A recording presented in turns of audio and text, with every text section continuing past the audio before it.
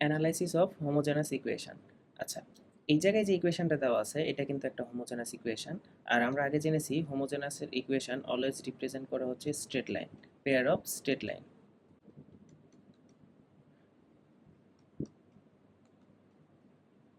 যেহেতু এটা homogeneous equation, এই জায়গায় হোমোজেনাস ইকুয়েশন বলতে বোঝা হচ্ছে এই জায়গায় ঘাত 2, এই জায়গায় এক্স এবং ওয়াই এর ঘাতের সমষ্টি 2 এবং এই জায়গায়ও এক্স এবং ওয়াই এর ঘাতের সমষ্টি 2। এই কারণে এটা একটা হোমোজেনাস ইকুয়েশন।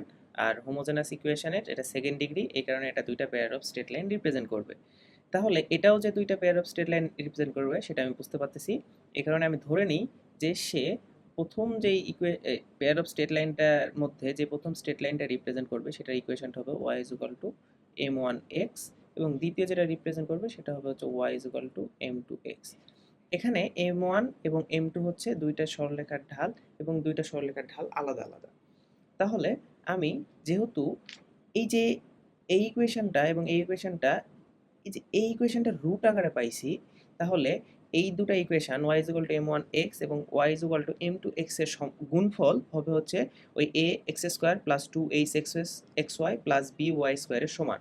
তাহলে আমি এখান থেকে লিখতে পারি যে y মাইনাস m1x এবং y মাইনাস m2x এর গুণফল হবে হচ্ছে ax square plus 2hxy plus by square এর সমান। যেহেতু আমি এটা ধরে নিছি যে y is equal to m1x এবং y is equal to m2x দুইটা সরলরেখা ax square plus 2hxy plus by square থেকে পাওয়া। তাহলে আমি এই জায়গায় এইভাবে লিখতে পারি হচ্ছে y square minus m2xy minus m1xy plus m1 m2 x square. এটা আমি এই জায়গা থেকে পাই, এবং যেহেতু এই জায়গায় ওয়াই স্কোয়ারের সহগ 1, তাহলে আমিও এই জায়গায় ওয়াই স্কোয়ারের সহগ 1 করি। সহগ 1 করলে আমি বি দ্বারা যদি ভাগ করে দিই তাহলে তো সহগ 1 হয়ে যায়। তাহলে আমি এই জায়গায় পাবো A by B x square plus 2h by B x Y plus Y square. তাহলে আমি এখান থেকে পাই কি পাবো, সেটা হচ্ছে আমি আরেকবার ভালো করে লিখে নিই।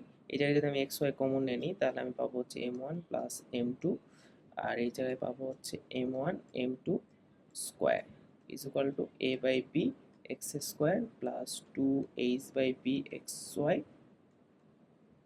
Plus Y square.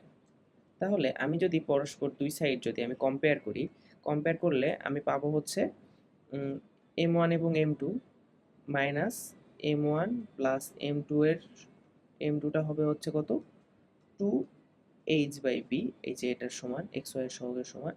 এবং আমি যদি শুধু m1 প্লাস m2 কে রাখতে চাই, m1 প্লাস m2টা হবে হচ্ছে মাইনাস 2h ডিভাইডেড বি, এবং এই জায়গায় হচ্ছে m1 m2 সহগটা কত, m1 m2 হচ্ছে এক্স স্কোয়ারের সহগ, তার মানে m1 m2টা হবে এই পাশের এক্স স্কোয়ারের সহগ যেটা হচ্ছে a বাই বি এর সমান।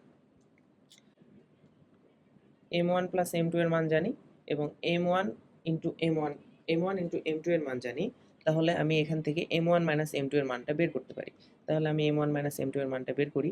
তাহলে m1 মাইনাস m2টা হবে কীরকম, এর হোল স্কোয়ার করলে আমি পাবো হচ্ছে m1 plus m2 whole square minus 4m1 m2।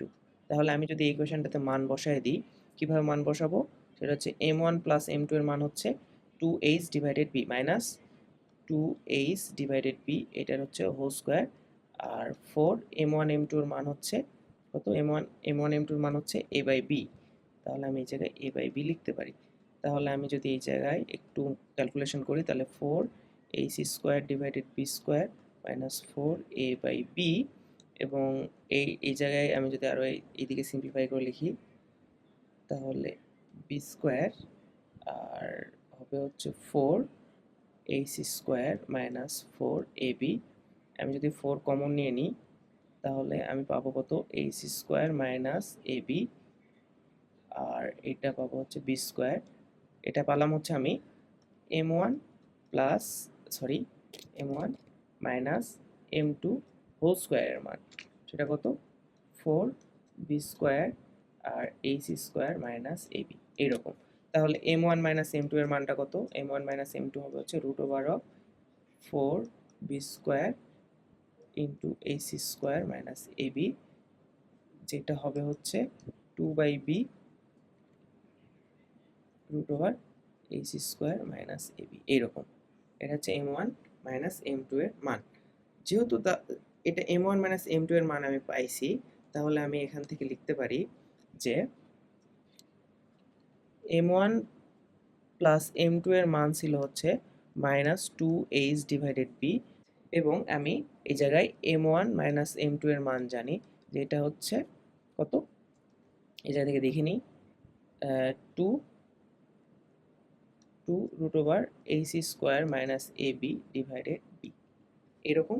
তো আমি যদি এইখান থেকে দুইটা যোগ করে দিই, তাহলে আমি পাবো হচ্ছে কত, 2M1, আর এই জায়গায় পাবো হচ্ছে minus 2H divided B plus 2 root over AC square minus AB divided B।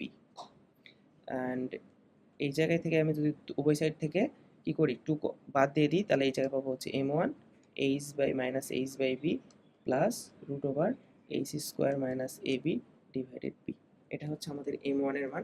তাহলে M1 এর মান যেহেতু আমি পেয়ে গেছি, তাহলে M2 এর মান কত পাবো?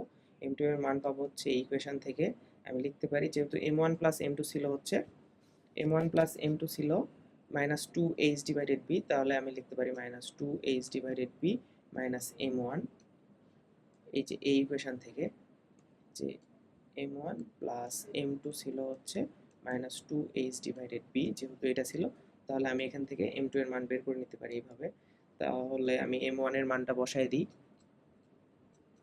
M1 এর মান হচ্ছে H by B minus minus plus, এটা minus root over AC square minus AB divided B।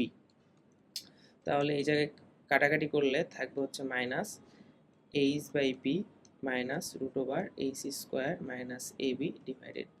আমি M1 এবং M2 এর মান পেয়ে গেছি। তাহলে আমি কি করব, y is equal two M1x আমি যে ধরছিলাম, এবং y is equal two M2x ধরছিলাম, এই জায়গায় M1 এবং M2 এর মানটা বসায় দিই।